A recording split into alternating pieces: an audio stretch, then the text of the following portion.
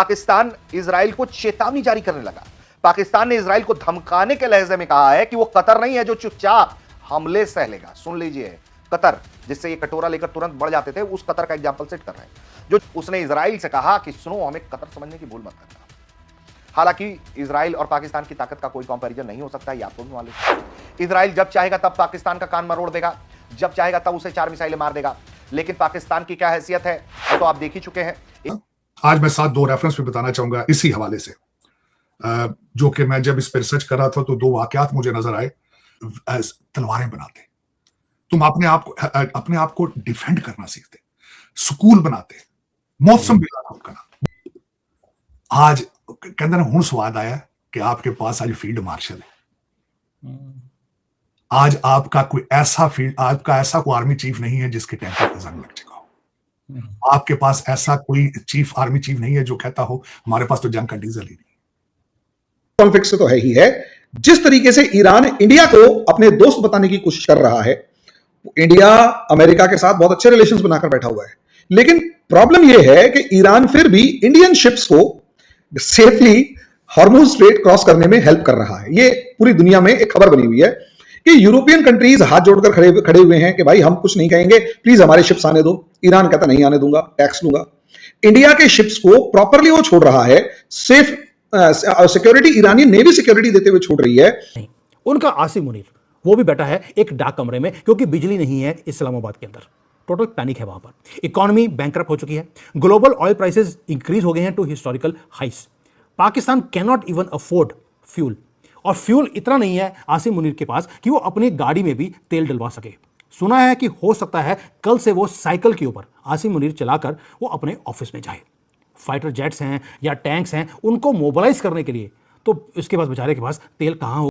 जय हिंद दोस्तों, पाकिस्तानी एक इंडिपेंडेंट संस्थान है, उनकी तरफ से जो स्टेटमेंट्स दिए गए हैं वो पूरी दुनिया में मजाक का बायस बन रहे हैं। लोग हंस इसलिए रहे हैं कि आपने खबर तो सुनी होगी कि पाकिस्तानी एम्बेसी के नज़दीक तेहरान में यानी ईरान में एक हमला हुआ था, जिसमें कई बिल्डिंग्स निशाना बने थे और पाकिस्तान को चेतावनी भी दी गई थी इजराइल की तरफ से कि बेटा अब जो दलाली वाला काम है वो बंद कर दो, वरना हम अगर मारने पे आए तो अगली बार पूरा का पूरा आपका यही साफ हो जाएगा जो आपकी एम्बेसी है। तो उसमें पाकिस्तान के संस्था ने कहा भाई पाकिस्तान को हल्के में ना लें और कतर समझने की गलती ना करें। अगर पाकिस्तान को कहीं भी दुनिया में अगर इजराइल की वजह से एक खरोच भी आती है तो हम इजराइल को पूरा बम्बूजल कर देंगे, तबाह बर्बाद कर देंगे। और पूरी दुनिया की मीडिया इसको मोक कर रही है। एनालिस्ट जो है टीवी चैनल पे बैठ के मजे ले रहे हैं कि यार इतने सारे मुस्लिम देश मिल गए, इजराइल टच से मस नहीं हुआ, ठीक है, इजराइल को एक खरोच नहीं आई। एक इजरायली मरता है तो बदले में 200-300 मुस्लिम ढेर हो जाते हैं। वो तो इजराइल करता है और ये जो है चले हैं इजराइल को टारगेट करने। गलती से भी अगर पाकिस्तानी एक भी मिसाइल गिर गई ना इजराइल के आसपास या इजराइल ने उसको इंटरसेप्ट भी कर दी तो फिर पाकिस्तान का क्या हाल करेगा इजराइल। वो अभी बलूचिस्तान में आप देख ही रहे हैं कि बिना किसी के हाथ लगाए अभी बलूचिस्तान इतना आज़ादी के राह पे आ चुका है। अगर इजराइल हाथ लगा देगा तो आप फिर देखेंगे शायद पाकिस्तान का जो एक्चुअल पाकिस्तान है ना, पंजाब का विभाजन होकर बना था, शायद वो भी ना बचे। तो भाई पाकिस्तान अगर इतना ही चुल है तो छेड़ के दिखाओ एक बार इजराइल को, इजराइल पे कुछ करके दिखाओ। मैं देखता हूँ इजराइल की तरफ से भी बयान है कि हमें पाकिस्तान की मध्यस्थता की जरूरत नहीं है, दलाल कंट्री है पाकिस्तान। इजराइल से भी, अमेरिका से भी फायदा बना लेगा और ईरान से भी फायदा बना लेगा और अंत में घाटा दोनों का होगा। जो है ये हमला हुआ, इसके बाद पाकिस्तान सरकार से जुड़े पाकिस्तानी स्ट्रेटेजिक फोरम ने इस पर कड़ी टिप्पणी की। ये जो फोरम है वो पाकिस्तान सरकार के साथ एसोसिएट होकर काम करता है। इजराइल को इसने धमकी दी। बयान में कहा गया कि इजराइल को याद रखना चाहिए पाकिस्तान कतर नहीं है। अगर दुनिया में कहीं भी हमारे डिप्लोमेट को नुकसान पहुंचा तो हम ऐसा हमला करेंगे कि याद रखोगे। ये इजराइल को याद रखवाएंगे, उस इजराइल को जो इजराइल कभी कुछ भूलता ही नहीं है।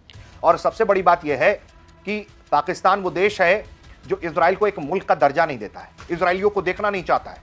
वो पाकिस्तान इजराइल का नाम ले रहा है उसका फोरम, और कह रहा है कि याद रखोगे, ऐसा हमला करेंगे, कतर समझने की भूल मत करना। कतर में बीते कुछ वक्त पहले ही इजराइल ने एक निशाना बनाया था दुश्मन।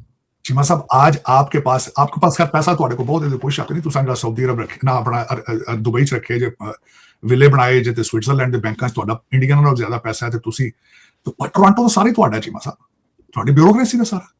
मेरे जो मेहरबान छोटे ब्रिटिश एजेंट हैं ये तो पुर्तगाल, टोरंटो, यूके, यहाँ पे फ्लैट 5-6 मिलियन डॉलर पाउंड ये तो एक पीस केक है ना। ये तो 4 मुकदमे दी मार है, 4 कतलों दी वैर मार। लेकिन चीमा साहब, आज आप बड़े खुश नसीब हैं कि आपकी पाक आर्मी है जिसने एक साइड से आपको अखंड भारत का हिस्सा बनने से रोका हुआ है, दूसरी साइड पे टीटीपी और मेरे मेहरबान तालिबान जो आपको मुसलमान करने के लिए बेताब हैं, उनको रोका हुआ है उन्होंने। और तीसरा, और शुक्र करो ग्रेटर इजराइल के नक्शे में नहीं आ पाते। मुझे तो हर किसी ने कहा कि बलूचिस्तान तक उनका नजरिया है, बलूचिस्तान तक वो आना चाहते हैं। ऐसा वो फ्री बलूचिस्तान मूवमेंट जो है, उन्होंने अगले दिन स्टेटमेंट भी दी है हर बिहार मरी ने। उसने कहा कि हम अमेरिका और इजराइल का जो ईरान पे हमला है इसको वेलकम करते हैं, और वो अपनी जिन्हों कहते हैं ना सीवी निकाल के पेश कर रहे हैं शायद इजराइल को। तो पाकिस्तान में इस हवाले से बड़ी परेशानी है कि इंडिया की ऑलरेडी बड़ी पेनिट्रेशन है अफगानिस्तान में, और इवन के ईरान में भी किसी हद तक रही है। तो अगर इजराइल जो है उसको भी ये बलोच अगर कह रहे हैं तो हमारे लिए मजीद मसले बन जाएंगे। ये फ्री बलोचिस्तान मूवमेंट, बल्कि उन्होंने मेरा भी इंटरव्यू किया हुआ था निकी एशिया जापानीज न्यूज़पेपर ने, तो ये बड़ा हाईलाइट हुआ है। तो इस पे भी जरा कमेंट कीजिएगा, हमारे लिए ये मसला है। वैसे नहीं, आपके लिए एक मसला नहीं है, सब आपके लिए कई मसाइल। पेट्रोल आपका मसला नहीं है, आपको किसने कहा पेट्रोल आपका मसला है? कोई मसला नहीं। आपका मसला तो डाला जेल है चीमा साहब, आपका मसला तो ये है। तो महंगाई ये मसला ही नहीं। आप मार खाएंगे तो ये खासकर मोकलात से मार खाएंगे या करप्शन से मार खाएंगे। मोकलात, मैं कहता हूं खुदा की हमारी बदनसीबी देखे पाकिस्तान की। ऑक्सफोर्ड से पढ़ के आया बंदा, आज वो पाकिस्तान का सबसे बड़ा मुर्शिद है। इन्हें तो बाहर निकल के मुंडे देने में, ये तो बाहर निकल कर मुंडे देगा, ये महबूब आपके कदमों में ले आएगा, मर्दाना कमजोरी खत्म करेगा। ये उस तरह मुर्शिद है। बदनसीबी मैं बल्कि चीमा साहब मैं ये कहूंगा, आप आज भी, बल्कि मैंने कल भी कहा था, आप कई जंगें शुरू होने से पहले ही हार चुके हैं, क्योंकि जंग आप इंफॉर्मेशन की है, जंग आर्टिफिशियल इंटेलिजेंस की। चीमा साहब, आप जो नए वेपन आ रहे हैं वो आर्टिफिशियल इंटेलिजेंस के जरिए आपको मारेंगे आगे। चीमा साहब, इजराइल के अंदर इस वक्त 3 चीजें वो कर रहे हैं। तीन उन्होंने नई प्रोडक्ट बनाई, एक का नाम लेवेंडर है, एक का नाम गॉस्पेल है, और एक का नाम है वेयर इज डैडी। ये 3 सॉफ्टवेयर इस वक्त इजराइल कर क्या रहा है चीमा साहब।